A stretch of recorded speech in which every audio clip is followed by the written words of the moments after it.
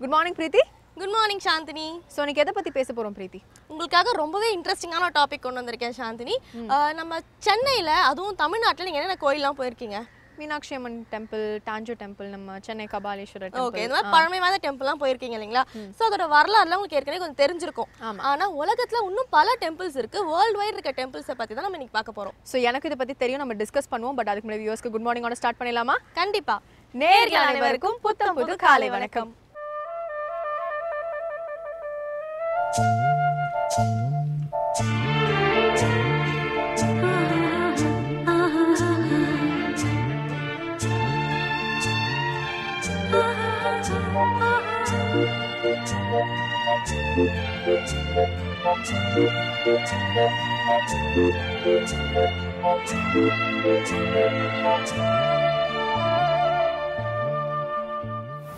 பிரீத்தி, what தாம் so அப்படின்னு ஒரு டெம்பிள் இருக்கு. இது எங்க இருக்குன்னு பாத்தீங்கன்னா கிராபி அப்படின்ற டவுன், அதாவது தாய்லாந்துல இருக்கு. அண்ட் இது ஒரு புத்தா டெம்பிள். இங்க சுமார் வந்து 250 மாங்க்ஸ் அண்ட் நன்ஸ் வந்து உள்ளே வாழ்ந்துட்டு இருக்காங்க. அண்ட் இதோட ஸ்பெஷாலிட்டி அப்படின்னு பாத்தீங்கன்னா டைகர் கேவ் அப்படின்னு ஒரு இடம் இருக்கு. அதுக்குள்ள தான் அந்த டெம்பிள் வந்து அமைஞ்சிருக்கு. ஸோ இதுக்கு பேரே வந்து டைகர் கேவ் டெம்பிள் அப்படின்னே சொல்லிட்டாங்களாம். அண்ட் வந்து இதுக்கு நீங்க அந்த ஷ்ரைன், அதாவது அந்த டாப் போயிட்டு நீங்க புத்தா வந்து தரிசிக்கணும் அப்படின்னா நீங்க 2500 ஸ்டெப்ஸ் தாண்டி தான் அவரை போய் பார்க்க முடியுமா. ஸோ இவ்வளோ ஒரு சிறப்பு வாய்ந்த டெம்பிள் அது. ஓகே, நீங்க சொல்லும் போது அந்த டெம்பிள் எவ்வளவு பிரம்மாண்டமா இருக்கும் அப்படின்றது தெரியுது. தொடர்ந்து பேசலாம் சாந்தினி. பட் அதுக்கு முன்னாடி இன்றைய நாளுடைய நல்ல நேரம், ராகாலம், யமகண்டம், குளிகை இதெல்லாம் பார்த்துலாமா? கண்டிப்பா. இது சூரியோதயம்.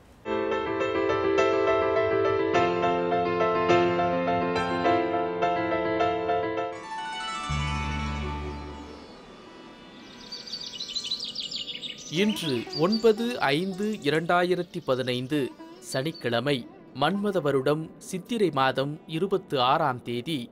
இன்று சூரியோதயம் 6 மணிக்கு, ராகு காலம் காலை 9 மணி முதல் 10:30 மணி வரை, யமகண்டம் பகல் 1:30 மணி முதல் 3 மணி வரை, குளிகன் காலை 6 மணி முதல் 7:30 மணி வரை, திதி சஷ்டி பகல் 11:40 வரை பூராடம், பிறகு உத்திராடம் நட்சத்திரம்.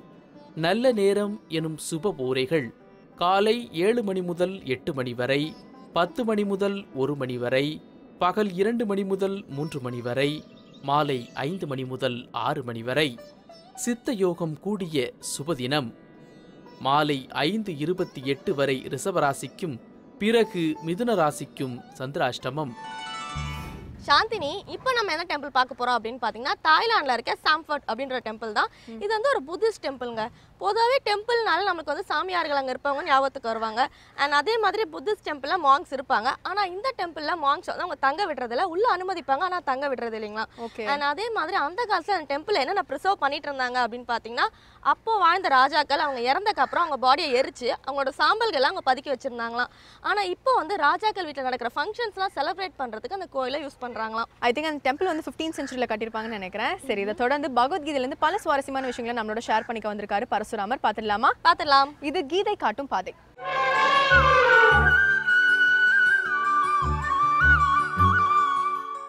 வசுதேவ சுதம் தேவம் கம்ச சாணூர மர்தனம் தேவகி பரமானந்தம் கிருஷ்ணம் வந்தே ஜெகத்குரும். வேந்தர் டிவி நேயர்களுக்கு அன்பு வணக்கங்கள். கீதை காட்டும் பாதைங்கிற இந்த தலைப்பில் பரவாசுதேவன் கண்ணனுடைய அற்புதமான அருள் மயமான அந்த வாக்குகளை நாம் அனுபவித்து கொண்டு வருகின்றோம். 3 அத்தியாயம் முடிஞ்சுது. 4வது அத்தியாயத்தில் கண்ணன் அங்கே அர்ஜுனங்கிட்ட ஆரம்பிக்கும் பொழுதே, ஹே அப்பா அர்ஜுனா, இதை நான் முன்னோர்களான இவர்களுக்கெல்லாம் சொல்லின்னு வந்தேன்னு சொல்லின்னு வர்றார். எங்கே விவஸ்வான் அப்படின்னு போகிறது பெருசாக, அது ஏற்கனவே பார்த்துருக்கோம் நாம். அவர்களுக்கெல்லாம் நான் சொல்லி கொண்டு வந்தேனடா அர்ஜுனான பொழுது அர்ஜுனன் ஒரு சந்தேகத்தை கேட்கறத அந்த இடத்துல நிறுத்தியிருந்தோம். என்ன சந்தேகம்? அர்ஜுனன் அழகாக கேட்குறான், கிருஷ்ணா, வசுதேவருக்கும் தேவகிக்கும் குழந்தையா நீ அவதாரம் பண்ணினது இப்போ ஆனால் இது சொல்லக்கூடியவர்களோ அதிலிருந்தவர்கள், எந்த காலம் அந்த காலம். அப்படிப்பட்ட அவர்களுக்கு நீ போய் சொன்னேன்னா சந்தேகம் வருதா? தெரிகிறதா? சந்தேகம் வரணும் வராட்டி கூட அர்ஜுனனுக்கு வந்தது. தயவு செய்து நம் ஞான நூல்களில் உள்ள விசேஷமே இதுதான். நமக்கு என்னென்னா சந்தேகம் என்ன வேணாலும் வரட்டும். ஒரு வழிபாடு வேணுமா வேண்டாமா? பெரிய பிரச்சனை நடந்துட்டுருக்கு இன்றைக்கி. ஆன்மீகவாதிகளுக்கு இந்த சந்தேகம். இன்னும் சொல்லப்போனால் அதில் என்னெல்லாமோ வேறு இருக்குது. ஒரு வழிபாடு வேணுமா வேண்டாமா? சுவாமி விவேகானந்தர் சொன்னார், இவ்வளவு ஏன் நம்ம கஷ்டப்படணும்? இதே பகவத்கீதையிலே இருக்குது, இன்னும் பின்னாடி பார்க்க போகிறோம். ஆகவே என்ன என்ன சந்தேகங்கள் நமக்கு வருகின்றதோ அவ்வளவு சந்தேகங்களுக்கும் இதோ இந்த கீதையில் விளக்கம் இருக்கிறது. கண்ணன் சொன்னதை இப்போ அர்ஜுனன் கேட்குறான், கிருஷ்ணா நீ இப்போ, ஆனால் இதில் அற்புதமான இந்த தகவல்களை எல்லாம், இந்த ஞான தகவல்களை யாருக்கு சொன்னங்கிறியோ அவர்கள் எந்த காலத்திலையும் இருந்தவர்கள், நீ போய் அவர்களுக்கு. அர்ஜுனா, சுவாமி சொல்கிறாரு பாருங்க அந்த இடத்துல, அர்ஜுனா எனக்கும் ஏராளமான பிறவிகள் வந்து விட்டன, உனக்கும் ஏராளமான பிறவிகள் வந்து விட்டன, ஆனால் அவ்வளவையும் நான் அறிவேன், நீயோ அறிய மாட்டாய். பிரச்சனையே அங்கே தானே இருக்குது. சுவாமி இவ்வளவு பேர்களுக்கு நான் சொல்லியிருக்கேன்னு சொன்னவர் அர்ஜுனன் சந்தேகப்பட்டான். எப்படின்னு? அர்ஜுனா எனக்கும் பல பிறவிகள் கடந்து போய்விட்டன, எனக்கு என்னை தெரியும், உனக்கும் பல பிறவிகள் கடந்து போய்விட்டன, ஆனால் உனக்கு அது தெரியாது. இதில் என்ன சார் இவ்வளவு அழுத்தமாக சொல்கிறீங்க? சந்தேகப்படாதீங்க, எல்லாம் நம்ம சொந்த கதை தான் பகவத்கீதைங்கிறது. யாரோ ஒரு சாமியார் யாரோ ஒரு சாமியாருக்கு சொன்னார், அது இல்லை. கீதை சொன்ன கிருஷ்ண பரமாத்மாவும் சாமியார் இல்லை, கேட்ட அர்ஜுனனும் சாமியார் சன்னியாசி இல்லை, ரெண்டு பேருமே இல்லறத்தார்கள். நமக்குத்தான் ஐயா பகவத்கீதைங்கிறது தெரியுதா? இப்போ அர்ஜுனனுக்கு அவனை யார் என்று தெரியாதுன்னு கிருஷ்ணனே சொல்லியிருக்கார். அப்போ இதில் என்ன விசேஷம்? நம்ம கதை அதுதான். நாம் கேட்குறோம் இல்லையா வீட்டில், ஏய் நான் யார் தெரியுமா, நான் யார் தெரியுமா அப்படின்னு. ஏன் இவனுக்கே இவன் யாருன்னு தெரியல, அடுத்தவங்கள்ட்ட போய் கேட்க வேண்டியதாக போயிடுது. நன்கு படித்த பண்பாடு மிகுந்தவர்கள், இது வேத படிப்பாக இருந்தாலும் சரி, இந்தண்ட வேற படிப்பாக இருந்தாலும் சரி, கம்ப்யூட்டர் படிப்பாக இருந்தாலும் சரி, அந்தண்ட ககன மார்க்கத்தை காக்கக்கூடிய அந்த வேத படிப்பாக இருந்தாலும் சரி, திடீர்னு வந்துடுறதே யார் தெரியுமா நான், போச்சு போச்சு. இவ்வளவு சொல்லியுமே சுவாமி என்ன பண்ணுறாரு அதுக்கப்புறம், அர்ஜுனா நீ அதை அறிய மாட்டாய், நான் அறிவேன். அதை இவன் நம்புறதுக்கு இன்னும் கொஞ்சம் அழுத்தமாக சொல்லணும் இல்லையா? யதா யதாகி தர்மஸ்ய க்ளானிர்பவதி பாரத அபியுக்தானம் அதர்மஸ்ய ததாத்மானம் சிருஜாம்யகம். பொறுமை இந்த ஒன்று போறாதா? யதா யதாகி தர்மஸ்ய க்ளானிர்பவதி, எப்பொழுதெல்லாம் தர்மத்திற்கு ஈனம் உண்டாகின்றதோ, அதாவது வீழ்ச்சி உண்டாகின்றதோ, தடங்கள் இடையூறு என்ன வேணாலும் கெடுதல் உண்டாகின்றதோ, அப்பொழுதெல்லாம் கூர்மையாக கேட்கணும். தெரியுதா?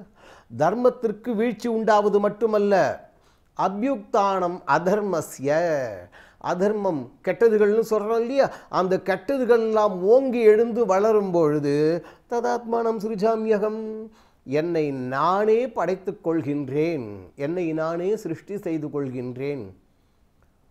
இந்த இடத்துல சூக்ஷ்மமாக கவனிக்க வேண்டியது, எல்லாத்துக்கும் சிருஷ்டிகர்த்தான்னா பிரம்மதேவர் தான் நம்ம சொல்லுவோம், மகாவிஷ்ணுனுடைய புதல்வர் பிரம்மதேவர்னு சொல்லுவோம். ஆனால் இங்கு சுவாமி என்ன சொல்கிறார், அந்த பிரம்மதேவனையே படைத்த பரவாசுதேவன் ததாத்மானம் சிருஜாம்யகம், என்னை நானே சிருஷ்டி செய்து கொள்கின்றேன். ஒரு சந்தேகம் வரணும், எப்படி ஏன் பண்ணணும் அப்படின்னு, வேறு எதுக்கும் இல்லை. யதா யதாகி தர்மஸ்ய க்ளானிர்பவதி, தர்மத்திற்கு எப்பொழுதெல்லாம் கெடுதல் வருகின்றதோ, தர்மம் கீழே போய் அபியுக்தானம் அதர்மஸ்ய, அதர்மம் கெட்டது அப்படி ஓங்கி வளரும் பொழுது நான் என்னை நானே சிருஷ்டி செய்து கொள்கின்றேன். ஒரு சந்தேகம் வரலாம், ஓஹோ நம்மள மாதிரி தான் அவரும் அப்போ இங்கே வந்திருக்கார், ஓகே என்ன வந்துடுறது என்ன பண்ணுறது? இல்லை ஐயா, பள்ளிக்கூடத்துக்கு ஆசிரியர்களாக இருந்தாலும் சரி, ஹெட் மாஸ்டராகவே இருக்கட்டுமே, நமக்கு என்ன அதை பற்றி, யாராக இருந்தாலும் சரி, அந்த பள்ளிக்கூடத்துக்கு மாணவர்கள் இத்தனை மணிக்குள்ளே வந்துடணும், ஆசிரியர்கள் இத்தனை மணிக்குள்ளே வரணும், அந்த ஹெட் மாஸ்டர் இத்தனை மணிக்குள்ளே வரணும், அதெல்லாம் இருக்கலாம். ஆனால் அந்த பள்ளிக்கூடத்தை சோதனை செய்ய வர அந்த அதிகாரி இருக்கார் இல்லையா, அவர் இத்தனை மணிக்குள்ளே வரணும், இந்த கிழமையில தான் வரணும், யமகண்டம் கழிஞ்சு வரணும், ராவு காலம் முடியுமா? அவர் இஷ்டப்படி வருவார், இஷ்டப்பட்ட வகுப்புக்குள்ளே நுழைவார். இன்னும் சொல்லப்போனால் ஒரு வகுப்புக்குள்ளே போனதுக்கு அப்புறமா தான் கிடுகிடுன்னு ஹெச்சம் ஓடி வருவார். நாம் எல்லாருமே இந்த உலகம் என்று சொல்லக்கூடிய பள்ளியில் மாணவர்களாகத்தான் இருக்கின்றோம்.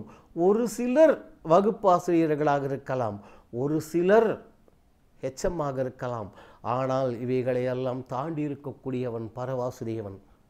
ததாத்மானம் சிருஜாமியகம்னா ஏதோ நம்மள மாதிரி வந்து பிறந்தோ 2 கை 2 காலு இல்லை இல்லை ஐயா, இல்லை ஐயா. தெரியாதா? தர்மத்திற்கு எப்பொழுதெல்லாம் ஹானி, இடையூறு, இடைஞ்சல், வீழ்ச்சி உண்டாகின்றதோ அப்பொழுதெல்லாம் நான் வருகின்றேன். இந்த இடத்துல உங்களுக்கு ஒரு சந்தேகம் வரணும். அப்போனா இப்போ சுவாமி வந்திருக்கணுமே, எனக்கு வருது இல்லையா? பாருங்கள், தலையை ஆட்டுறீங்க. தர்மம் இப்பொழுது அப்படியே நொடிஞ்சு தரையோட தரையாக கிடக்கின்றது. அதர்மம் தலைவிரித்து ஆடுகின்றது. எங்கே கிருஷ்ணன் காண்பே அப்படின்னு இந்த மாதிரி யாரான்னு கேட்டோன்னா நமக்கு நம்மளையும் தெரியல, உலகத்தையும் தெரியல, சுவாமியும் தெரியலன்னு அர்த்தம். கூர்மையாக கேட்க வேண்டிய இடங்கள்ல இது ஒன்று. எங்கே சார் தர்மம் இப்போ கெட்டு போய் கிடக்கு? யோசனை பண்ணி பாருங்கோ. அது ராமாயணமாக இருந்தால் என்ன, பாரதமாக இருந்தால் என்ன, பாகவதமாக இருந்தால் என்ன, தேவி மகாத்மியம், தேவி பாகவதம், அந்தாண்ட நாம் போய் பார்த்தோம்னா ஸ்காந்த புராணம், இதில் எல்லாத்தையும் எடுத்து படித்து பாருங்கோ. அவர் சுவாமி எவ்வப்பொழுதெல்லாம் அவதாரம் எடுத்திருக்கிறார்னு பார்த்தா தர்மம் தரையோட தரையாக கடந்திருக்கு, அதர்மம் தலைவிரித்து ஆடி இருக்கு. அப்படிப்பட்ட இடத்துல சுவாமி வந்தார். இப்போ எங்கே அப்படிப்பட்ட நிலை இருக்குது? நீங்கள் ஒத்துக்கிறீங்களோ இல்லையோ, உண்மை அதுதான். இன்றும் தர்மம்தான் அதிகமாக இருந்து கொண்டிருக்கின்றது. நினைவில் வைத்துக் கொள்ளுங்கள். அதர்மம் தலைவிரித்து ஆடுதே. இன்னும் சொல்லப்போனால் ராவணன் அன்னைக்கு சீதையை தூக்கிட்டு போனான். எல்லாம் சொல்லிக்கிட்டு இருக்கோம். இல்லை, தெரியாமல் தான் கேட்குறேன். இந்த குழந்தைங்களுக்கு நீங்கள் பள்ளிக்கூடம் போகிறதுக்கெல்லாம் இத்தினூண்டு அட்டையில் என்னது இவ்வளோ பெரிய கையை பாருங்கள், ஒரு ஸ்டாம்ப் சைஸ் ஃபோட்டோ அதாவது ஒட்டி வச்சுருக்காங்க இல்லையா? சீதையினுடைய இந்த ஸ்டாம்ப் சைஸ் ஃபோட்டோவாவது பார்த்துட்டு ஆகா எவ்வளோ அழகு, ஒரு டயல் பண்ணி கொடு சொல்கிறேன். அவளுக்கு நம்பர் இருக்கா எதன்னு கேட்டானா? சீதையை டிவியில் பார்த்தானா, பேப்பரில் பார்த்தானா? ஒன்றுமே இல்லையே. கேட்டு தானே இவ்வளவு அக்கிரமம் நடந்தது, தெரியுதா? இங்கே சொற்பனகை சொல்லி அவன் கேட்டான், அவ்வளவுதான். அவ்வளவு பெரிய இடைஞ்சல். ஆனால் இன்னைக்கு இந்த ஃபோட்டோ மட்டும் இல்லை, பெரிய கலர் ஃபோட்டோ மட்டும் இல்லை, இந்த பிள்ளைங்க இன்றைக்கி என்னவோ செல்லில் ரூபா நோட்டுன்ற மாதிரி நினைப்பாது. எங்களுக்கு இல்லை, நான் எச்ச பண்ணல. அதுங்க ஐயோ கேட்டால் என்னவோ ஆந்திராயிடும். அப்புறம் என்னவோ என்னெல்லாமோ சொல்கிறது நமக்கு புரிய மாட்டேங்கிறது. போங்கோ, என்னெல்லாம் அது பத்திரிகைகளை திறந்தால் கேட்கவே வேண்டாம். இது போகிறதுக்கு இன்டர்நெட்டு, அவுட்டர் நெட்டு அப்படின்னு எல்லாம் வீட்டுக்குள்ளே போகிற இடத்துலலாம் பத்திரிகை. விளையாட்டுக்கு பொழுதுபோக்க சொல்லலை ஐயா. இவ்வளவு விபரீதங்களுக்கு மத்தியில் இன்று இளைய தலைமுறையினர் நல்வழியில் தான் இருக்கிறார்கள். இதை ஒத்துக்கிறீங்களோ இல்லையோ, இதுதான் உண்மை. ஒரு கேள்வி கேட்டதுக்கே ராவணன் அந்த விபரீதம்னாக்க இன்னைக்கு இவ்வளவுக்கு மத்தியில் என் இளைய தலைமுறை இவ்வளவுக்கு மத்தியில் அவன் அப்படி நிற்கிறான் பாருங்க. இவ்வளவு இடைஞ்சலுக்கு மேலே என்ன சாதனை அந்த பசங்க பண்ணுறது. அந்த பசங்கள்லாம் சுற்றி வந்து கும்பிடணும். அதை பண்ணுறோமோ இல்லையோ, இன்றைக்கி இருக்கிற யங்ஸ்டர்ஸை கரிச்சு கொட்டாமல் இருந்தால் போகிறோம். நீங்களும் உருப்பிட மாட்டீங்கடா. அது ஒன்றும் செய்யே வேண்டாம், வாய் முடின்னு இருந்தால் போகிறோம். அந்த குழந்தைக்கு உருப்பிட்டுடும். தெரிகின்றதா? ஆகவே இப்பொழுது ஏன் கண்ணன் அவதரிக்கவில்லை என்றால், இப்பொழுது தர்மம் ஒரு காலும் தரையோட தரையாகவும் இல்லை, அதே நேரத்தில் அதர்மம் செழித்து ஓங்கி ஆட்டி படைக்கவும் இல்லை. சரி, அப்போ சுவாமி கண்ணன் வரான்னு சொல்லிட்டீங்க சுவாமி, அவர் எதுக்காக வரார்? இந்த இடத்துல தர்மம் குறைவுபடும் பொழுது அதர்மம் தலைவிரித்து ஆடும் பொழுதுன்னு சொன்னோம். வந்து சுவாமி என்ன பண்ணுறார்? இந்த சந்தேகம் வரணுமே.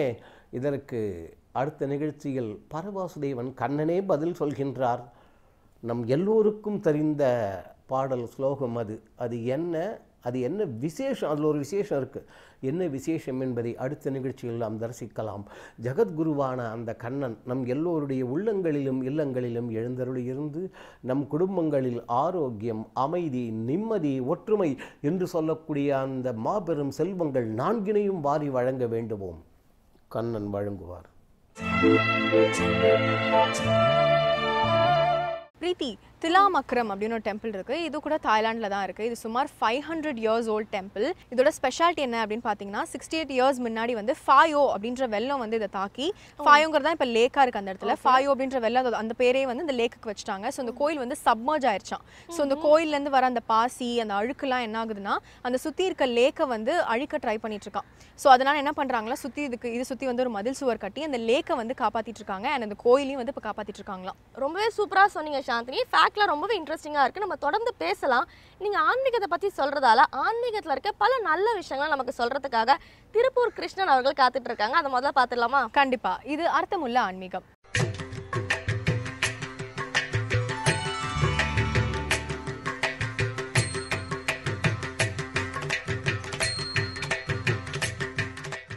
அன்பார்ந்த வேந்தர் தொலைக்காட்சி நேயர்களுக்கு வணக்கம். இன்றைய அர்த்தமுள்ள ஆன்மீகம் பகுதியில் முக்கியமான சில ஸ்லோகங்கள், ஆதிசங்கரர் எழுதிய புகழ்பெற்ற கவிதைகள், அவை எந்தெந்த சூழலில் தோன்றின என்று பார்க்கவிருக்கிறோம்.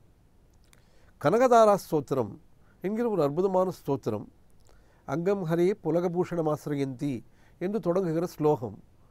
ஆதிசங்கரர் ஒரு மிகச்சிறந்த கவிஞர், உயர்ந்த துறவி, அத்வைதம் என்கிற அற்புதமான தத்துவத்தை பாரத தேசத்தில் நிறுவியவர், மிகச்சிறந்த ஆன்மீகவாதி, பரமசிவனுடைய அவதாரம் என்று கொண்டாடப்படுபவர். அவர் தம் கவிதைகளை எழுதிய சூழல்கள் வித்தியாசமானவை. சில கவிதைகளை தோத்திரங்களாக எழுதினார். கணேச பஞ்சரத்னம் என்கிற ஒரு ஸ்லோகம், முதாகராத்த மோதகம் சதா விமுக்தி சாதகம் என்று ஆரம்பிக்கிற ஸ்லோகம். இதுபோன்ற சில ஸ்லோகங்களை பக்தி செய்யுட்களாக அவர் பாடினார். அவர் சுப்பிரமணிய புஜங்கம் எழுதினார். திருச்செந்தூருக்கு சென்றார். முருகன் சன்னதியில் நின்றார். முருகப்பெருமானை பார்த்து அவருடைய உள்ளம் உருகியது. சம்ஸ்கிருதத்தில் அற்புதமான சுப்பிரமணிய புஜங்கமாகிய அந்த ஸ்தோத்திரம், சதாபால ரூபாபி விக்னாத்ரிஹந்திரி என்கிற ஸ்தோத்திரம் அவருடைய உள்ளத்தில் எழுந்தது. அந்த நேரத்தில் முருகன் சன்னதியிலிருந்து ஒரு பாம்பு, ஒரு அரவம் வளைந்து வளைந்து வெளியேறி சென்றதை அவர் பார்த்தார். எப்படி அந்த பாம்பு வளைந்து வளைந்து சென்றதோ அதே போல வளைந்து வளைந்து வருகிற சந்தத்தில் அவர் அந்த சம்ஸ்கிருத ஸ்லோகத்தை உருவாக்கினார். அவர் அதரத்திலிருந்து அந்த ஸ்லோகம் புறப்பட்டது என்று வரலாறு சொல்கிறது. இன்றும் திருச்செந்தூரில் முருகன் சந்நிதிக்கு எதிரே அருகே உள்ள ஒரு தூணில் ஆதிசங்கரருடைய சிலை இருப்பதை நாம் பார்க்கலாம். ஆதிசங்கரர் கன்னியாகுமரியிலிருந்து காசி வரை பல்வேறு இடங்களுக்கு அப்படி காலடியில் நடந்து சென்றவர். அவர் பிறந்த இடம் காலடி மட்டுமல்ல, பாரதம் முழுவதும் அவருடைய காலடி பட்டது. அப்படி நடந்து நடந்து யாத்திரை செய்து ஆன்மீகத்தை பரப்பியவர். இளம் வயது, பால பருவம். அப்போது அவர் குருகுலத்தில் படித்து கொண்டிருக்கிறார். அவர் பார்க்க வசீகரமான ஒரு குழந்தை. அப்போது பிரம்மச்சாரியாக இருப்பவர்கள் குருகுலத்தில் பயில்கிற பொழுது உணவை யாசித்து பெற்றுத்தான் உண்ண வேண்டும். நாவின் சுவைக்கு கட்டுப்படக்கூடாது. சில இல்லங்களில் போய் நின்று பவதி பிக்ஷாந்தேகி என்று யாசகம் கேட்க வேண்டும். அந்த இல்லத்தில் உள்ளவர் என்ன உணவை கொண்டு வந்து போடுகிறார்களோ அந்த உணவை அன்று உண்ண வேண்டும். எனவே ருசியானது ருசியற்றது என்பது போன்ற வேதங்களை பார்க்காத ஒரு உணர்வு இளம் வயதிலேயே அவர்களுக்கு வந்துவிடும். நாக்கு ருசியை அடக்குவதற்காக உள்ள ஒரு வகையான முயற்சி அது. ஆதிசங்கரர் அந்த இளம் பருவத்தில் சின்னஞ்சிறு குழந்தையாக கையில் அந்த திருவோட்டை எடுத்துக்கொண்டு ஒரு இல்லத்தின் வாயிலில் போய் நின்றார். பவதி பிக்ஷாந்தேகி என்று யாசகம் கேட்டார், பிக்ஷை கேட்டார். ஆனால் அந்த இல்லம் மிகுந்த வறுமையில் உழல்கிற ஒருவருடைய இல்லம். அந்த இல்லத்தில் இருந்தவர் நீராடுவதன் பொருட்டு நதிக்கரைக்கு சென்றிருக்கிறார். அவருடைய மனைவி இல்லத்தில் இருக்கிறாள். மெலிந்த தேகம், பல நாளாக பட்டினி. ஆனால் அன்று துவாதசி, அதற்கு முந்தைய நாள் ஏகாதசி. அவர்கள் வாழ்வில் என்றுமே ஏகாதசி என்றாலும் கூட ஏகாதசி என்று பட்டினி விரதம் இருந்தால் துவாதசி என்று அந்த விரதத்தை முறிக்கிற ஒரு அறிகுறியாக எதையாவது உண்ண வேண்டும். அதற்காக ஒரே ஒரு காய்ந்த நெல்லிக்கனியை மாடப்பிறையில் வைத்துவிட்டு சென்றிருக்கிறார் அவளுடைய கணவர். பவதி பிக்ஷாந்தேகி என்கிற அந்த குரல், மதுரமான குரல், ஆலய மணிக்குரல் அவளை அழைக்கிறது. அவள் வாயிலில் வந்து பார்க்கிறாள். ஒரு சின்னஞ்சிறு குழந்தை முழு நிலவிற்கு கைகால் முளைத்த மாதிரி வந்து நிற்கிறது. அந்த குழந்தையினுடைய ஒளிமயமான முகம் அதனுடைய வசீகரமான குரல், இந்த குழந்தைக்கு ஏதாவது கொடுக்க வேண்டும் என்கிற ஒரு தாபத்தை, ஒரு ஏக்கத்தை அவளுக்கு ஏற்படுத்துகிறது. அவள் வறுமையாக, ஏழையாக, பொருளாதார வறட்சியோடு இருப்பது பற்றி என்றுமே அலுத்து கொண்டதில்லை. ஆனால் அன்று அவளுக்கு மிகுந்த அவமானமாக இருக்கிறது. ஐயோ, இந்த குழந்தைக்கு ஏதாவது கொடுக்க முடியாத ஒரு பாவியாக நான் இருக்கிறேனே என்று அவள் நினைத்துக் கொள்கிறாள். இப்படி நம் வாசலில் வந்து நிற்கிற இந்த தெய்வீக குழந்தைக்கு எதையாவது கொடுத்துத்தான் ஆக வேண்டும் என்று அவள் உள்ளம் பரபரக்கிறது. அங்குமிங்கும் தேடுகிறாள். அவளுடைய கணவர் திரும்பி வந்த பிறகு ஏகாதசி விரதத்தை முறிப்பதற்காக வைத்திருக்கிற அந்த உலர்ந்த நெல்லிக்கனி மாடப்பிறையில் அவள் கண்ணில் படுகிறது. அந்த நெல்லிக்கனியை தன் கையில் எடுக்கிறாள். போயும் போயும் வாடி வதங்கிய ஒரு நெல்லிக்கனியையா இப்படி யாசகம் கேட்கிற இந்த குழந்தையின் பிக்ஷா பாத்திரத்தில் இடுவது என்று அவளுக்கு நாணம் ஏற்படுகிறது. கூனி குறுகி அந்த நெல்லிக்கனியை அந்த பாத்திரத்தில் போடுகிறாள். அவள் கண்களில் கண்ணீர் பொங்குகிறது. இந்த உலர்ந்த நெல்லிக்கனி அல்லாது ஒருபடி அன்னமிடக்கூட தகுதியற்றவளாக ஆகிவிட்டேனே என்கிற அவமானம் கலந்த துயரத்தோடு அவள் உள்ளே ஓடுகிறாள். இந்த குழந்தை சங்கரன் பார்க்கிறான். அவளுடைய மன உணர்வு, அவளுடைய மெலிந்த தேகம், அவள் கண்களில் பெருகிய கண்ணீர் எல்லாவற்றையும் பற்றி அந்த ஆதிசங்கருடைய உள்ளம் யோசிக்கிறது. ஏன் இவ்வளவு வறுமை? மிக நல்லவள், இல்லாவிட்டால் இவ்வளவு தூரம் பிரியமாக வந்து இருந்த ஒரே நெல்லிக்கனியை போட்டுவிட்டு கூச்சத்தோடு உள்ளே ஓடுவாளா? இவ்வளவு நல்லவளுக்கு ஏன் இந்த வறுமை? அப்படியானால் அவளுடைய கர்ம வினை, போன பிறவியில் அவள் செய்த பாவங்கள் ஒரு தடையாக இருந்து இந்த பிறவியில் அவளுக்கு செல்வ வளத்தை கொடுக்காமல் இருந்திருக்கலாம் என்று யோசிக்கிறார் சங்கரர். அவர் லக்ஷ்மி தேவியை நோக்கி கனகதாரா ஸ்தோத்திரம் என்கிற அந்த புகழ்பெற்ற கவிதையை பாடுகிறார். அங்கம் ஹரே புலகபூஷணம் ஆசிரியந்தி என்று தொடங்குகிற அந்த கவிதை. அந்த கவிதையில் அவர் கேட்கிறார், லக்ஷ்மி தேவியே, எத்தனை பாவம் இவள் செய்திருந்தால்தான் என்ன? இன்று ஒரு இளங்குழந்தையான என்னை பார்த்து மிகுந்த கூச்சத்தோடும் லஜ்ஜையோடும் தன்னிடமிருந்த ஒரே நெல்லிக்கனியை கொண்டு வந்து போட்டாள் இல்லையா? இந்த புண்ணிய செயலால் அத்தனை பாவங்களும் நீங்கி விடாதா? உன் கருணா கடாட்சம் இருந்தால் எதுதான் உலகில் நடக்காது? இவளுடைய பழைய வினைகளையெல்லாம் அறுத்து இவள் மேல் நீ கருணை மழை பொழிய வேண்டும், இவர்கள் இல்லத்தில் செல்வ வளம் பெருக வேண்டும் என்று அந்த அற்புதமான கனகதாரா ஸ்தோத்திரத்தை அவர் பாடுகிறார். என்ன ஆச்சரியம்! அப்போதுதான் அந்த அற்புதம் நிகழ்கிறது. ஆதிசங்கரர் வாழ்வில் எத்தனையோ அற்புதங்களை அவர் நிகழ்த்துகிறார்.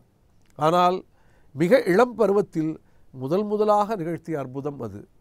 அவருடைய வீட்டின், அந்த பெண்ணுடைய வீட்டின் கூரையை பீத்து கொண்டு உள்ளே தங்க நெல்லிக்கனிகள் கொட்டுகின்றன. அவளுடைய இல்லம் முழுவதும் சொர்ணமயமான தங்க கனிகளால், அத்தகைய நெல்லிக்கனிகளால் நிறைகிறது. அவள் அப்படிப்பட்ட செல்வ வளத்தை பெறுகிறாள் என்கிறது அந்த கனகதாரா ஸ்தோத்திரம் என்கிற அந்த கவிதை, அது உண்டாகிய கதை. ஆக இந்த ஸ்லோகத்தை, இந்த கவிதையை படிப்பவர்கள் வறுமையில் உழன்றாலும் ஏழ்மை நிலையில் இருந்தாலும் அவர்களுக்கு அந்த ஏழ்மை வறுமை மாறி நிறைய செல்வ வளம் கிட்டும் என்பதை நம்முடைய ஆன்மீக வரலாறு சொல்கிறது. அப்படி சங்கரர் பல்வேறு ஸ்லோகங்களை பாடினார், கனகதாரா ஸ்தோத்திரத்தை பாடினார். அவர் பின்னர் துறவியானார். கோவிந்த பகவத்பாதரை குருவாக கொண்டு துறவு நிலையை மேற்கொண்டு மேலும் பல்வேறு ஊர்களுக்கு பாத யாத்திரையாக நடந்து பல அற்புதங்களை நிகழ்த்தினார். வாதத்தில் பலரையும் வெல்ல வேண்டிய ஒரு நிர்பந்தம் அவருக்கு இருந்தது. ஜைனர்கள், பௌத்தர்கள் போன்ற பிற மதம் சார்ந்தவர்களையெல்லாம் வெல்ல வேண்டிய ஒரு கட்டாயம். அப்படித்தான் அவருடைய அத்வைத நெறியை அவர் நிறுவுகிறார். அப்படி நிறுவுகிற சந்தர்ப்பத்தில் மண்டனமிஸ்ரர், சரசவாணி என்கிற இரு தம்பதி, மண்டனமிஸ்ரர் கணவர், சரசவாணி மனைவி, அவர்களை வாதத்தில் வெல்வதற்காக அவர் செல்கிறார். மண்டனமிஸ்ரர் பிரம்மாவுடைய அவதாரம், சரசவாணி சரஸ்வதி தேவியின் அவதாரம். வாதிடும்போது சங்கரரும் மண்டனமிஸ்ரரும் சம அளவு அறிவு உள்ளவர்களாகையால் அவர்களில் யார் தோற்றவர் என்பதை எப்படி கண்டுபிடிப்பது? எனவே சரசவாணி சொல்கிறாள், ஆளுக்கு ஒரு பூமாலை அணிந்து கொள்ளுங்கள். எந்த நபர் அணிந்திருக்கிற பூமாலை வாடுகிறதோ, யாருடைய மாலை முதலில் வாடத் தொடங்குகிறதோ அவர் தோற்றவர் என்று அவள் சொல்கிறாள். இது இருவரும் ஒப்புக்கொள்கிறார்கள். சுற்றி இருந்த மக்களும் ஒப்புக்கொள்கிறார்கள். காரணம், தோற்றவர் உள்ளத்தில் ஒரு உஷ்ணம் ஏற்படும். அந்த உஷ்ணத்தால் மேனி வெப்பமடையும். மேனி வெப்பமடைந்தால் குளிர்ந்த பூமாலை வாடத்தானே செய்யும். எனவே தோற்பவர் யார் என்பதை அந்த உளப்போக்கை பார்த்தே கண்டுபிடித்து விடலாம் என முடிவு செய்து வாதம் தொடங்குகிறது. அந்த வாதத்தில் ஒரு ஒப்பந்தம் உண்டு. தோற்பவர்கள் இன்னொருவரின் ஆசிரமத்தை ஏற்க வேண்டும். அதாவது சங்கரர் தோற்றுவிட்டால் அவர் மனம் புரிந்து கொண்டு இல்லற வாழ்வில் ஈடுபட வேண்டும். மண்டன மிஸ்ரர் தோற்றுவிட்டால் அவர் துறவியாக மாற வேண்டும். சரசவாணி யோசிக்கிறாள். நானும் மனைவி என்கிற வகையில் என்னையும் நீங்கள் வாதில் வெல்ல வேண்டும் என்கிறாள். மண்டன மிஸ்ரன் மாலை வாடத் தொடங்கியதும் அந்த மாலையை தான் வாங்கி போட்டுக்கொள்கிறாள். இல்லற இன்பம் என்றால் என்ன என்கிற ஒரு விந்தையான கேள்வியை கேட்கிறாள். அந்த கேள்விக்கு பதில் சொன்னால் துறவு நிலை மாசுபட்டதாக ஆகும், பதில் சொல்லாவிட்டால் தோற்றதாக ஆகும். சங்கரர் திகைக்கிறார். சரசவாணி 1 மாதம் அவகாசம் தருகிறாள். அந்த 1 மாதத்திற்குள் சங்கரர் கானகம் சென்று அங்கே அமருகன் என்கிற ஒரு மன்னனுடைய உடல் கீழே கிடக்கிறது. கூடு விட்டு கூடு பாய்ந்து அந்த உடலில் புகுந்து சரசவாணி சொன்ன கேள்வியினுடைய அந்த தத்துவம் என்ன என்று அவர் அறிகிறார். தன்னுடைய உடலை தன் சீடர் பத்மபாதரிடம் சொல்லி மற்ற சீடர்களிடம் சொல்லி ஒரு மரப்பொந்தில் பத்திரமாக வைத்திருக்கிறார். ஆனால் பகைவர்கள் அந்த உடலை கொடுத்து விடுகிறார்கள். அவருடைய வலக்கரம் எரிந்து விடுகிறது. அந்த சந்தர்ப்பத்தில் அமருகன் உடலில் புகுந்த சங்கரர் மறுபடி கூடு விட்டு கூடு பாய்ந்து தன்னுடைய உடலுக்கு பிரவேசிக்கிறார். அவர் எழுந்து நிற்கிற பொழுது அவருடைய வலக்கரம் இல்லை, அது எரிந்து விட்டது. பத்மபாதர் உள்ளிட்ட சீடர்கள் கதறுகிறார்கள். அபயஹஸ்தம் அல்லவா, அது தேவை, நீங்கள் கடவுளை வேண்டி பெறுங்கள் என்று கேட்கிறார்கள். லக்ஷ்மி நரசிம்மரை துதித்து சங்கரர் லக்ஷ்மி நரசிம்ம மமதேகி கராவலம்பம் என்று முடிகிற ஸ்லோகங்களை ஏற்றுகிறார். லக்ஷ்மி நரசிம்மரே எனக்கு கை கொடுப்பாய் என்பது வேண்டுதல். உண்மையிலேயே அவருக்கு கை கொடுக்கப்படுகிறது, புதிய கரம் அவருக்கு முளைக்கிறது.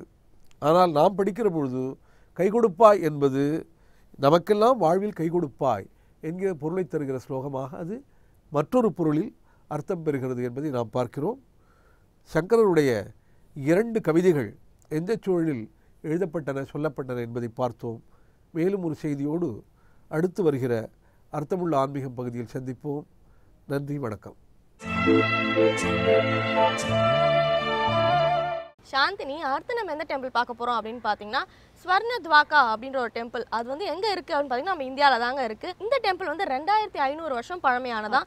அண்ட் இதில் 72 தூண்கள் இருக்குங்களாம். அண்ட் இந்த கோயிலில் இன்னொரு ஸ்பெஷல் என்ன அப்படின்னு பார்த்தீங்கன்னா கோபுர உச்சியில் வந்து சன் அண்ட் மூன் ரெண்டுமே கலந்த மாதிரி ஒரு இமேஜ் வச்சு ஃப்ளாக்ல மாட்டி விட்டுருக்காங்க. அண்ட் இந்த கோயிலுக்கு 2 என்ட்ரன்ஸும் இருக்குங்களாம். அண்ட் வந்து ஸ்வர்ண துவாரகா அப்படின்றது வந்து ஐ திங்க் லார்ட் கிருஷ்ணா அரசாண்ட இடம் கூட. சரி, இதை தொடர்ந்து நம்ம செஃப் இன்னைக்கு என்ன சூப்பரான டிஃபன் ஐட்டம் சமைச்சு காட்ட போறாரு அப்படின்னு பார்த்துடலாமா? பார்த்துலாம். இது டிஃபன் பாக்ஸ்.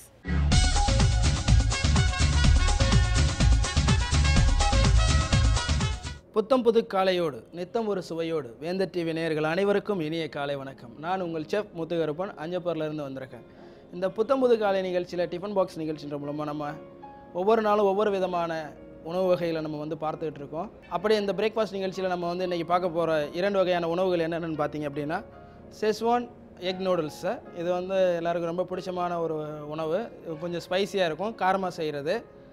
அதுக்கப்புறம் பார்த்திங்க அப்படின்னா செட்டிநாடு வெஜிடபிள் மினி ஊத்தப்பம். இந்த செட்டிநாடு வெஜிடபிள் மினி ஊத்தப்பம் அதுக்கு தேவையான பொருட்கள் என்னென்ன வச்சுருக்கோன்றது இங்கே இருக்குது நம்மள்கிட்ட.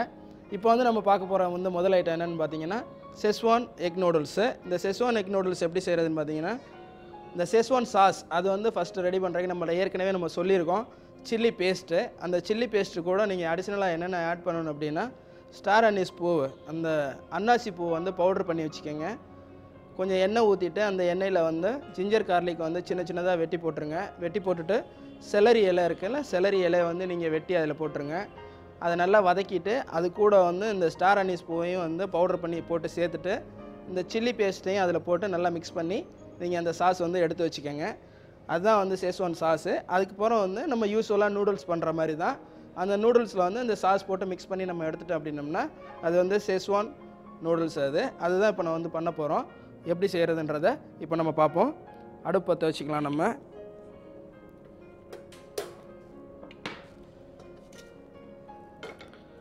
பேன் வச்சுக்குவோம். பேனை வச்சுட்டு கொஞ்சம் ஆயில் ஊற்றிங்க. இதில் வந்து பார்த்திங்க அப்படின்னா இந்த நூடுல்ஸ் வந்து ஒவ்வொரு விதமாக வந்து நம்ம அந்த வெஜிடபிள்ஸ் வந்து வெட்டிக்கணும். வெங்காயம் பார்த்திங்க அப்படின்னா இந்த மாதிரி நம்ம சின்ன சின்ன ரிங் மாதிரி நம்ம வந்து வெங்காயத்தை வெட்டிக்கணும். அதுக்கப்புறம் நீங்கள் அதில் போடுற கேப்சிகம் வந்து இந்த மாதிரி நீங்கள் வெட்டிக்கணும்.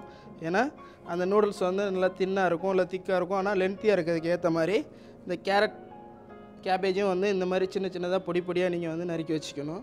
இப்போ வந்து நம்ம என்ன பண்ணலாம், இதில் வந்து எண்ணெய் ஊற்றிக்கலாம். நம்ம எண்ணெய் ஊற்றிட்டு நம்ம அந்த ஏற்கனவே வந்து நம்ம அந்த ரெடி பண்ணி வச்சுருக்கிற செஸ்வான் சாஸ் பேஸ்ட்டில் வந்து ஜிஞ்சர் கார்லிக்கு எல்லாமே சேர்த்துருக்கோம் நம்ம. அதனால் அதுக்கு ஜிஞ்சர் கார்லிக் வந்து நம்ம போட வேண்டாம், அந்த பேஸ்ட்லேயே இருக்கும் அது. இப்போ எண்ணெய் காஞ்சதுக்கப்புறம் அதில் வந்து நீங்கள் டைரெக்டாக இந்த வெங்காயம், பச்சை மிளகா, அந்த கேபேஜ் வெட்டி வச்சுருக்கிறதெல்லாம் நம்ம வந்து போட்டு டாஸ் பண்ணிட வேண்டியது தான். ரொம்ப சிம்பிளாக இருக்கும் செய்கிறதுக்கு. ஆனால் மெயின் வந்து அந்த சாஸ் இருந்தால் தான் அது வந்து செஸ்வான். இல்லைன்னா நீங்கள் நார்மல் அப்படி அந்த சாஸ் போடல அப்படின்னா அது நார்மல் எக் நூடுல்ஸ் தான். அது ஸ்பைஸியாக வேணும், காரமாக சாப்பிட்ணுன்னு நினைக்கிறவங்களுக்கு இந்த செஸ்வான் நூடுல்ஸ் வந்து நல்லாயிருக்கும். அது இப்போ வந்து வெங்காயத்தை போட்டுடலாம். அது கூட வந்து கேப்சிகமு, கேபேஜு, இது எல்லாத்தையும் நம்ம போட்டு டாஸ் பண்ணிடுவோம். டாஸ் பண்ணதுக்கப்புறம் ரொம்ப செய்கிறதுக்கு வந்து ரொம்ப சிம்பிளாக இருக்கும். இது நம்ம டாஸ் பண்ணதுக்கப்புறம் நீங்கள் பார்த்தீங்க அப்படின்னா, நீங்கள் குழந்தைங்க வந்து எல்லாமே வந்து விரும்பி கேட்குற ஒரு உணவு வந்து என்னென்னு பார்த்தீங்க அப்படின்னா நூடுல்ஸ் தான் கேட்குறாங்க. இது கொஞ்சம் ஃப்ரை ஆனதுக்கப்புறம் இதில் வந்து நம்ம முட்டையை வந்து உடச்சி ஊற்றிடலாம். அதில் முட்டையை நம்ம வந்து உடச்சி ஊற்றிட்டு மிக்ஸ் பண்ணிடுவோம்.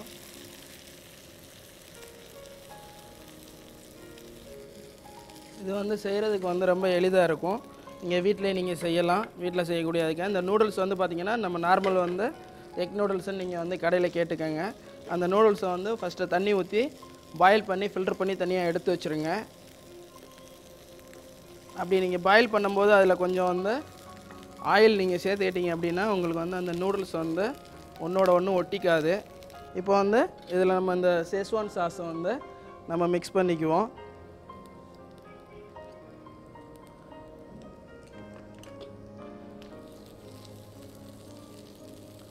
இதை வந்து இதில் நல்லா மிக்ஸ் பண்ணிவிட்டு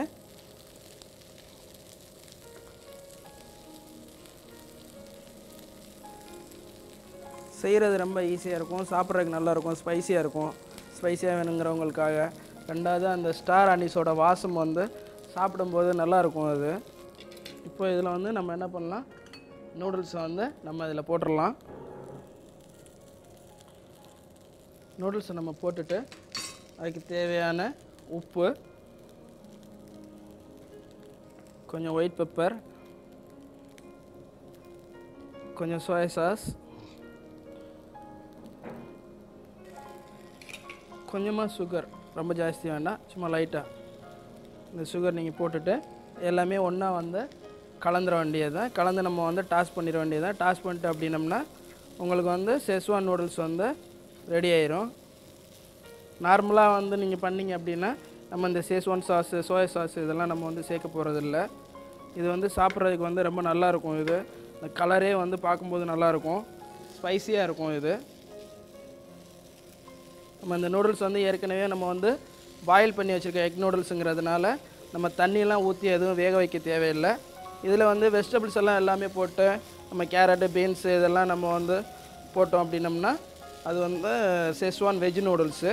இதில் சிக்கன் நம்ம ஆட் பண்ணோம்னா சிக்கன் நூடுல்ஸு. நமக்கு என்ன ஃப்ளேவர் நமக்கு பிடிக்குமோ அதை வந்து நம்ம இதில் வந்து சேர்த்துக்கலாம். அவ்வளோதான். இப்போ இந்த சிக்கன் நூடுல்ஸ் வந்து இந்த எக் நூடுல்ஸ் வந்து செஸ்வான் எக் நூடுல்ஸ் வந்து ரெடி ஆயிடுச்சு. இப்போ இது மேலே வந்து ஸ்ப்ரிங் ஆனியனை நம்ம போட்டுட்டு எடுத்துட வேண்டியது தான். அவ்வளோதான். ரொம்ப சீக்கிரமாக செய்யக்கூடிய ஒரு உணவு இது. நம்ம வந்து நூடுல்ஸை பாயில் பண்ணி வைக்கிற டைம் தான், அதுக்கப்புறம் நம்ம டாஸ் பண்ணுறது தான். 10 நிமிஷத்துக்குள்ளே நம்ம வந்து செஞ்சிடலாம்.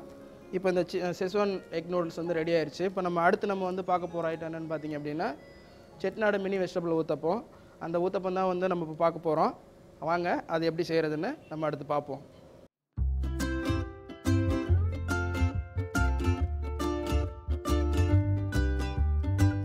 இப்போ வந்து இந்த செஸ்வான் எக் நூடுல்ஸ் எப்படி செய்கிறதுங்கிறத வந்து நம்ம இப்போ பார்த்தோம். அடுத்து வந்து குழந்தைங்களுக்கு ரொம்ப பிடிச்சமான உணவு இது. இது வந்து செட்டிநாடு மினி வெஜிடபிள் ஊத்தப்பம். எங்கள் ஊர் சைடில் இது வந்து ரொம்ப ஃபேமஸ்ஸு. கல்யாண வீட்லையெல்லாம் சின்ன சின்ன ஊத்தப்பமாக போடுவாங்க. அந்த ஊத்தப்பத்தில் வந்து நம்ம வெஜிடபிள்ஸை வந்து போட்டு நம்ம வந்து செய்ய போகிறோம். அந்த வீட்டில் இருக்க தோசை மாவை வச்சு தான் நம்ம வந்து பண்ண போகிறோம். இது தனியாக எதுவும் நம்ம வந்து பண்ண போகிறது கிடையாது. இப்போ அது மேலே போடுற வெஜிடபிள்ஸ் மாத்திரம் அது கூட என்னென்ன நம்ம மிக்ஸ் பண்ணி நம்ம சேர்க்குறோங்கிறத இப்போ வந்து பார்த்துக்குவோம். இப்போ வந்து நம்ம என்ன செய்ய போகிறோம்னா அதில் நம்ம வந்து மிக்ஸ் பண்ணுற வெஜிடபிள்ஸை வந்து நம்ம வந்து ஃபஸ்ட்டு மிக்ஸ் பண்ணிக்கிட்டுருவோம். இதில் வந்து பார்த்திங்க அப்படின்னா வேக வைத்த கேரட் பீன்ஸ் சின்ன சின்னதாக பொடி பொடியாக நறுக்கிக்கங்க. பொடி பொடியாக நறுக்கின வேக வச்ச பீன்ஸு, கேரட்டு, அதே மாதிரி வேக வைத்த பட்டாணி, அதில் கொஞ்சம் தக்காளி, கொஞ்சம் வெங்காயம். இந்த பச்சை மிளகா வந்து நீங்கள் பார்த்தீங்க அப்படின்னா சேர்த்துக்கிட்டிங்க அப்படின்னா ரொம்ப நல்லாயிருக்கும். பட் குழந்தைங்க சாப்பிடும்போது பச்சை மிளகா சேர்த்து சாப்பிட்ருவாங்க. இந்த மாதிரி குழந்தைங்களுக்கு நீங்கள் கொடுத்து அனுப்புகிறீங்க அப்படின்னா நீங்கள் வந்து இந்த பச்சை மிளகா வந்து நீங்கள் சேர்க்க வேண்டாம். பெரியவங்க சாப்பிட்றவங்க சாப்பிடும்போது பச்சை மிளகா கொஞ்சம் சேர்த்துக்கங்க. அது கூட கொஞ்சம் உப்பு. இதை வந்து என்ன பண்ணுறீங்க, நல்லா வந்து மிக்ஸ் பண்ணி வச்சுக்கிட்டுருங்க. மிக்ஸ் பண்ணி நீங்கள் வச்சதுக்கப்புறம் ஏற்கனவே உங்கள் வீட்டில் எல்லார் வீட்லேயும் தோசை மாவு இருக்கும். தோசை மாவை தோசை மாதிரி ஊற்றாமல் சின்ன சின்னதாக குட்டி குட்டியாக மினி ஊத்தப்பம் சைஸில் நம்ம ஒரு இட்லி மாவுக்கு அளவுக்கு நீங்கள் மாவு எடுத்து அப்படியே நீங்கள் ஊற்றுனீங்க அப்படிங்கன்னா அது அப்படியே ஸ்ப்ரெட் ஆகும். அது மேலே நீங்கள் இதை வந்து ஸ்டப் பண்ணிட வேண்டியது தான். நீங்கள் அது மேலே நீங்கள் இதை டாப் பண்ணிட்டீங்க அப்படின்னா நீங்கள் திருப்பி போட்டு நீங்கள் எடுக்கும்போது நல்லா வெந்து நல்லாயிருக்கும் இது. இப்போ இந்த மிக்சிங் வந்து ரெடி ஆயிடுச்சு. இப்போ வந்து நம்ம அடுப்பத்தை வச்சுட்டு தோசைக்கல் எடுத்து வச்சுக்குவோம்.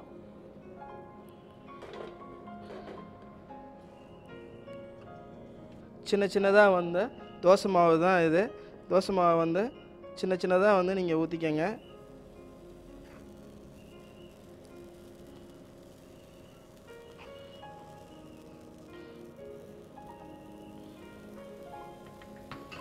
சின்ன சின்னதாக ஊற்றிட்டு அது மேலே இதை ஃபுல்லாக அப்படியே வந்து டாப்அப் பண்ணிடுங்க. அப்படியே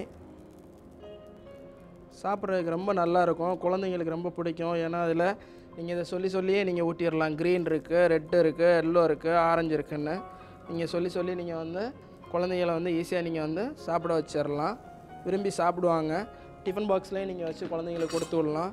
வேலை உங்களுக்கு ரொம்ப ஈஸியாக முடியும். குழந்தைங்களுக்கு கொடுத்து அனுப்பும்போது நம்ம இதில் பச்சை மிளகா சேர்த்துருக்கோம். பச்சை மிளகா நீங்கள் சேர்க்க வேண்டாம்.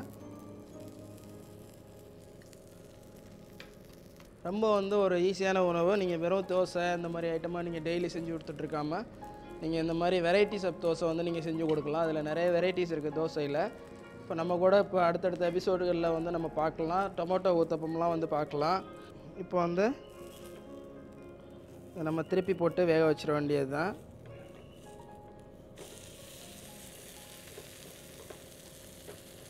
சாதாரணமாக வந்து வீட்டில் தோசை சுடுற மாதிரி சின்ன சின்னதாக நீங்கள் வந்து ஊற்றிட்டு நீங்கள் இந்த மாதிரி திருப்பி போட்டு நீங்கள் எடுத்தீங்க அப்படின்னா குழந்தைங்களுக்கு வந்து நீங்கள் வந்து கொடுக்குறதுக்கு ரொம்ப நல்லாயிருக்கும். இது சாப்பிட்றதுக்கு ரொம்ப நல்லாயிருக்கும். குழந்தைங்க விரும்பி சாப்பிடுவாங்க. பெரியவங்களுமே வந்து சாப்பிட்லாம். இது சாப்பிடும்போது ஒரு டிஃப்ரெண்ட்டாக இருக்கும், வித்தியாசமாக இருக்கும்.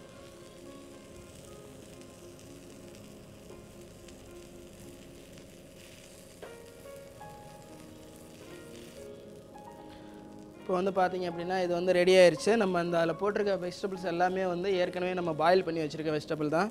அதனால் நம்ம வந்து இப்போ இதை எடுத்துடலாம்.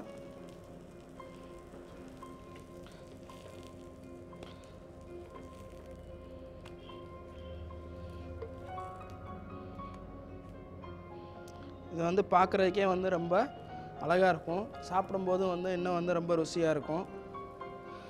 வீட்டில் கண்டிப்பாக நீங்கள் செஞ்சு பாருங்கள். குழந்தைங்க நல்லா விரும்பி சாப்பிடுவாங்க. இதிலே என்னென்ன வெரைட்டி இருக்குதுன்னு நம்ம வர எபிசோடுகளில் பார்க்கலாம். நம்ம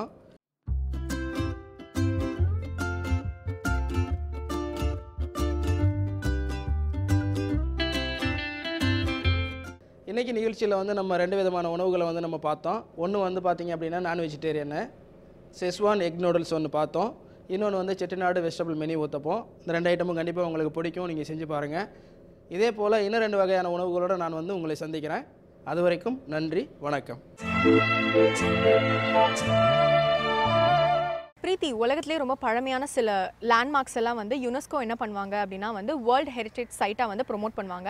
அப்படிப்பட்ட ஒரு இடத்த பத்தி தான் இப்போ சொல்ல போறேன். உக்ஸ்மால் அப்படின்னு ஒரு டெம்பிள் இருக்கு. இது எங்க இருக்குன்னு பாத்தீங்கன்னா மெக்சிகோல இருக்கு. ஸோ இது 1996ல வந்து யுனெஸ்கோ வந்து வேர்ல்ட் ஹெரிட்டேஜ் சைட்டா வந்து மாத்திருக்காங்க. ஸோ இதுக்கு வந்து உள்ள பாத்தீங்கன்னா டோர்ஸ் நிறைய இருக்கும். அண்ட் உக்ஸ்மால் அப்படின்னா என்ன அர்த்தம்னா பில்ட் த்ரைஸ், அதாவது 3 தடவை சுத்தி சுத்தி கட்டியிருக்காங்க. நீங்க உள்ள போகும்போது 3 கோயில்கள் உங்களுக்கு தெரியும். பட் 3மே வந்து ஒரே கோயில் தான். அண்ட் ஹவுஸ் ஆஃப் டுவார்வ்ஸ் அப்படின்னு சொல்லப்படுது. அதாவது வந்து குள்ளமான சில மனிதர்கள்லாம் வந்து நைட்டோட நைட்டா அதை கட்டிட்டாங்க. இது எப்படி வந்ததுன்னே தெரியல அந்த இடத்துல அப்படின்னு சொல்லப்படுது. பட் இது உண்மையாலே வந்து 6th centuryல கட்டப்பட்டிருக்கு அப்படின்னு ஒரு தரப்பினர் சொல்றாங்க. பட் எது உண்மைன்னு தெரியல. பட் மோஸ்ட் ஆஃப் ஆல் இது ரொம்பவே அழகான ஒரு டெம்பிள் அப்படின்னு கூட சொல்றாங்க. நீங்க சொல்றத பார்த்தாலே கண்டிப்பா அந்த டெம்பிளை விசிட் பண்ணணும் அப்படின்னு தோணுது சாந்தினி. அண்ட் ரொம்பவே சூப்பரா சொன்னீங்க. இதை தொடர்ந்து 12 ராசிகளுக்கான பலனை சொல்றதுக்காக யதார்த்த ஜோதிடர் செல்வி அவர்கள் வந்திருக்காங்க. பாத்துடலாமா? கண்டிப்பா. இது யோகம் நல்ல யோகம்.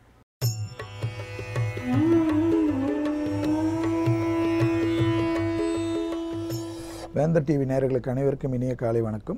யோகம் நல்ல யோகம் நிகழ்ச்சியின் மூலியமாக ஒவ்வொரு நாளும் அவரவர்களுடைய தினப்பலன்களை பார்த்து கொண்டு வருகின்றோம். அப்படி பார்க்கையில் இன்றைய நாளானது 9ஆம் தேதி 5வது மாதம் 2015ஆம் ஆண்டு சித்திரை மாதம் 26ஆம் நாள் சனிக்கிழமை. மேஷம் முதல் மீன வரை உள்ள ராசி நேயர்களுடைய தினப்பலன்களை பார்ப்போமாக.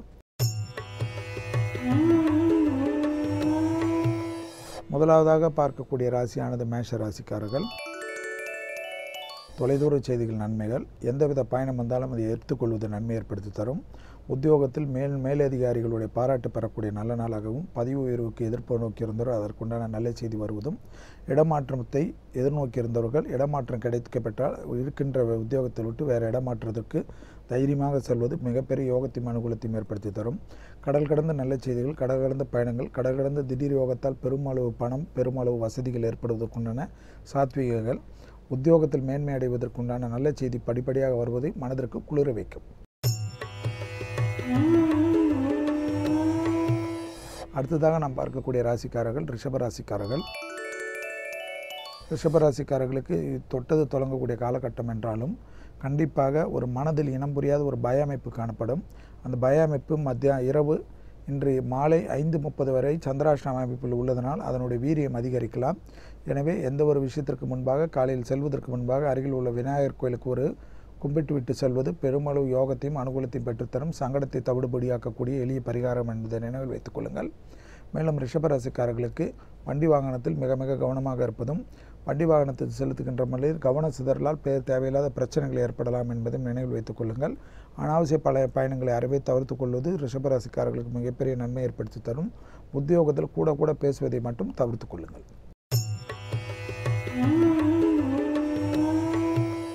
அடுத்ததாக பார்க்கக்கூடிய ராசிக்காரர்கள் மிதுன ராசிக்காரர்கள்.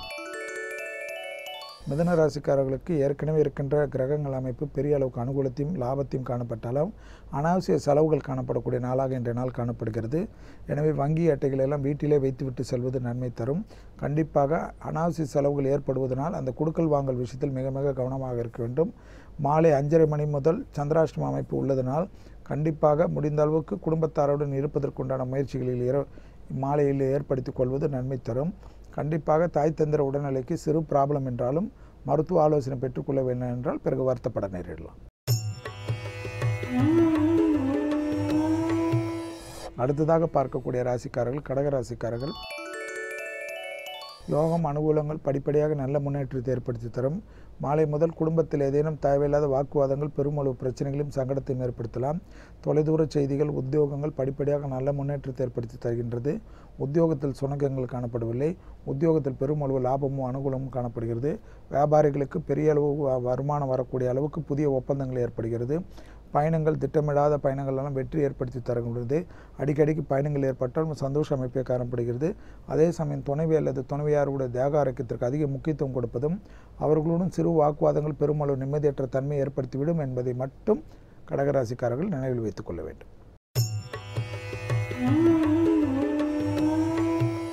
அடுத்ததாக நாம் பார்க்கக்கூடிய ராசிக்காரர்கள் சிம்ம ராசிக்காரர்கள். சிம்மராசிக்காரர்களுக்கு படிப்படியாக நல்ல முன்னேற்றம் ஏற்படக்கூடிய நல்ல செய்திகள் வந்து கொண்டே இருக்கும். மனதிற்கு காணப்பட்ட இந்த பிரச்சனைகள் நிவர்த்தி ஏற்படும். சில நீண்ட நாட்களாக மருத்துவமனை வாசம் முடித்து வீட்டுக்கு திரும்புவதற்குண்டான டிஸ்சார்ஜ் அமைப்பு காணப்படுகிறது. எடுத்த காரியத்தில் ஜெயமும் அனுகூலம் காணப்பட்டாலும் வாக்குஸ்தானத்தில் உள்ள ராகுவும் 8ஆம் இடத்தில் உள்ள கேது விஷயத்தில் வண்டி வாகனத்திலும் இறங்குகின்ற பெரிய கடினமான இடங்களில் வேலை செய்வர்கள், நெருப்புகளில் வேலை செய்வர்கள் மிக கவனமாக இருப்பதும், அவசரக்காரம் வேண்டாம். யாராவது பெல் அடித்தாலும் ஓடிப்போய் கதவை திறக்கலாம் முயற்சிக்க வேண்டாம். பொறுமையாக இருப்பது, நிதானத்துடன் வழுக்கலான இடங்களில் மிக கவனமாக இருப்பது நன்மை தரும் என்பதை சிம்மராசிக்காரர்கள் உணர்ந்து கொள்ள வேண்டும். அடுத்ததாக நாம் பார்க்கக்கூடிய ராசிக்காரர்கள் கன்னியா ராசிக்காரர்கள். யோகம் அனுகூலம், படிப்படியாக நல்ல முன்னேற்றம் ஏற்படும். குடும்பத்தினருக்கு உண்டான பிரச்சனைகள் பரிபூர்ண நிவர்த்தி ஏற்படும். அதே சமயம் பிள்ளைகளுடைய தேக ஆரோக்கியத்தில் அதிக முக்கியத்துவம் கொடுப்பதும், பிள்ளைகள் விஷயத்தில் தேவையில்லாத தாய் தந்தையராக இல்லாமல் நல்ல தோழனாக தோழியாக மாறி அவர்களுடன் அரவணைத்து செல்வது நன்மை ஏற்படுத்தி தரும். ராகுவின் சஞ்சாரம் படிப்படியாக உங்களுடைய ராசியிலே சஞ்சரிப்பதனால் அலர்ஜி ஒவ்வாமை உள்ள கன்னியா ராசிக்காரர்களுக்கு இன்று பெருமளவு பாதிப்புகள் ஏற்படுத்தலாம் என்பதை நினைவில் வைத்துக் கொள்ளுங்கள். மற்றபடி உத்தியோகத்திலோ பண வரவிலோ எந்தவித பிரச்சனைகளும் காணப்படவில்லை. உத்தியோகத்தில் கடினமான அமைப்புகள் காணப்பட்டாலும் அதை பொறுமையுடன் கையாள்வது, அதில் சலிப்புடனோ ஒரு கோபத்துடன் இருப்பது பெரும் பிரச்சனைகள் ஏற்படுத்தலாம். எனவே கோபம் இல்லாமல் மனதை ஒருநிலைப்படுத்தக்கூடிய பயிற்சிகள் கன்னியா ராசிக்காரர்களுக்கு மிக முக்கியமாக தேவைப்படுகிறது.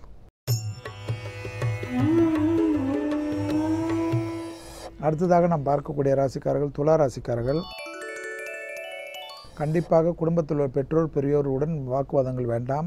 அவர்களுடைய தேக ஆரோக்கியத்துக்கு அதிக முக்கியத்துவம் கொடுங்கள். நல்ல செய்திகள், அனுகூல அமைப்புகள், தொலைதூர பயணங்கள், திட்டமிடாத அமைப்புகள் எல்லாம் வெற்றி ஏற்படுத்தி தரும். பணத்தினால் ஏற்பட்ட இந்த பாதிப்புகள் பரிபூர்ண நிவர்த்தி ஏற்படுவதை கண்கூடாக பார்க்கலாம். சுபவிரை பிராப்தங்கள் யோகத்தையும் அனுகூலத்தை பெற்றுத் தருவதற்குண்டான யோகத்தை பரிபூர்ண அமைப்பாக காணப்படுகிறது. அசையாம சேப்பொருள் சேர்க்கைகள் பெண்களான உள்ள துலா ராசிக்காரர்களுக்கு மற்ற மகிழ்ச்சியும் அனுகூலத்தையும் ஏற்படுத்தி தரக்கூடிய நாளாக காணப்படுகிறது. அடுத்ததாக நாம் பார்க்கக்கூடிய ராசிக்காரர்கள் விருச்சிக ராசிக்காரர்கள். தைரியமாக செய்யக்கூடிய பலவித முயற்சிகள் வெற்றிகள் ஏற்படும். வியாபாரத்தில் உள்ளவர்களுக்கு மிகப்பெரிய யோகமும் அனுகூலம் பெற்றுத்தரக்கூடிய நாளாக காணப்படுகிறது. உத்தியோகத்தில் மேன்மையடையக்கூடிய நல்ல அமைப்பு காணப்படுகிறது. தொலைதூர செய்திகள் பெருமளவு யோகத்தையும் அனுகூலத்தை பெற்றுத் தருவதுடன் கடல் கடந்த நல்ல விஷயங்கள் ஒன்றன் பின் ஒன்றாக வருவதற்குண்டான சாத்வீகங்கள் காணப்படுகிறது. உத்தியோகம் மேன்மையடைவதற்குண்டான பலவித முயற்சிகள் உங்களை பாராட்டப்படக்கூடிய அமைப்பாக காணப்படுகிறது. கண்டிப்பாக விருச்சிக ராசிக்காரர்களுக்கு அசைய பொருள் சேர்க்கைகள் போல் வண்டி வாகனத்தில் மாற்றங்கள் எதிர்நோக்கி இருந்தவர்கள் அதற்குண்டான முயற்சி வெற்றி திருவினையாக்கும். அடுத்ததாக நாம் பார்க்கக்கூடிய ராசிக்காரர்கள் தனுசு ராசிக்காரர்கள். தனுசு ராசிக்காரர்களுக்கு குடும்பத்திலும் சரி வெளிவட்டாரத்திலும் சரி உங்கள் வார்த்தைக்கு மதிப்பு மரியாதையும் கூடக்கூடியதை கண்கூடாக பார்க்கலாம். உத்தியோகத்தில் மேன்மையடைவதற்குண்டான முயற்சிகள் வெற்றி திருவினையாக்கும். அரசு துறை அரசாங்கத் துறையில் இருந்தவர்களுக்கு படிப்படியாக பிரச்சனைகள் நிவர்த்தி ஏற்படும். தொலைதூர செய்திகள் நன்மைகள் ஏற்படுவதை கண்கூடாக பார்க்கலாம். கொடுக்கல் வாங்கல் பிரச்சனைகள் தீர்வு ஏற்படுவதற்குண்டான சாத்விகங்கள் காணப்படுகிறது. அதற்காக கொடுக்கல் வாங்கல் பிரச்சனைகளில் நினைத்து கொண்டு குடும்பத்தினரிடம் நிம்மதி இல்லாமல் இருப்பது எந்த விதத்தில் நியாயம் என்பதை யோசித்துக் கொள்ளுங்கள். நீங்களாகத்தானே பணத்தில் போய் வம்பில் விலை கொடுத்து வாங்கிவிட்டீர்கள். அதை பொறுமையாக இருந்தால் எல்லாமே சால்வ் ஆகிவிடும். அதற்காக குடும்பத்தினரிடம் கோபம் கொள்வதோ அவர்களிடம் பாராமுகம் கொள்வதோ எந்த விதத்தில் நியாயம் என்பதை தனுசு ராசிக்காரர்கள் உணர்ந்து கொள்ள வேண்டும். உத்தியோகம் நல்ல நிலைமைக்கு வருவதற்குண்டான அமைப்புகள் காணப்படுகிறது. குருவின் அமைப்பும் கூடிய விரைவில் நல்ல மாற்றங்கள் ஏற்படுத்தினால் எல்லா விஷயமும் உங்களுக்கு சந்தோஷ அமைப்பை காணப்படுவதுடன் சுபவிரய பிராப்தங்கள் படிப்படியாக உங்களை மனதிற்கு சந்தோஷத்தை ஏற்படுத்தி தரும்.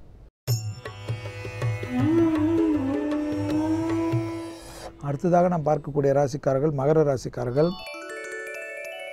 மகர ராசிக்காரர்களுக்கு யோகமும் அனுகூலம் பெற்றுத்தரக்கூடிய நல்ல நாளாக இன்றைய நாள் காணப்படுகிறது. சுபவிரய பிராப்தம், கஜகேசரி யோகம், பணத்தில் ஏற்பட்ட இந்த பாதிப்புகள் நிவர்த்திகள், குடும்பத்தில் அந்யோன்யம் அதிகரிப்பது, குடும்பத்தாருடன் தொலைதூர பயணங்கள், உறவினர்களுடைய பயணங்கள், உறவினர் வீட்டுக்கு செல்வது, நண்பர்கள் வீட்டுக்கு செல்வது, கேளிக்கை போன்ற விஷயத்திற்கு செல்வது, புதிய அறிமுகங்களால் மிகப்பெரிய யோகமும் அனுகூலம் கிடைப்பது, உறவினர் வருகை வீட்டிற்கு சந்தோஷத்தை ஏற்படுத்தி தருவது, குடும்பத்தாருடன் தொலைதூர பயணங்களுக்கு திட்டமிடுதல், குடும்பத்தை பிரிந்த குடும்பத்தினர் ஒன்றாவதற்கு உண்டான முயற்சிகள் வெற்றி திருவினையாக்குதல் போன்ற நல்ல விஷயங்கள் எல்லாம் மற்ற மகிழ்ச்சியும் அனுகூல பிராப்தமும் ஏற்படுவதற்குண்டான சாத்விகமான நல்ல நாள்.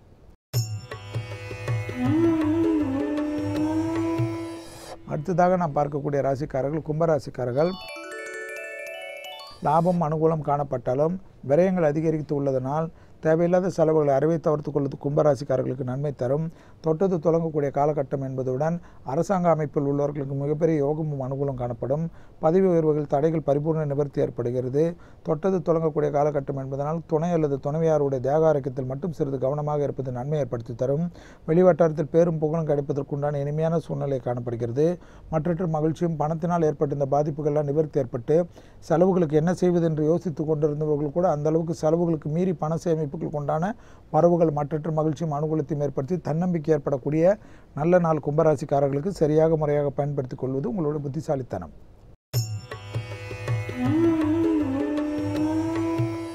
அடுத்ததாக இறுதியாக பார்க்கக்கூடிய ராசிக்காரர்கள் மீன ராசிக்காரர்கள்.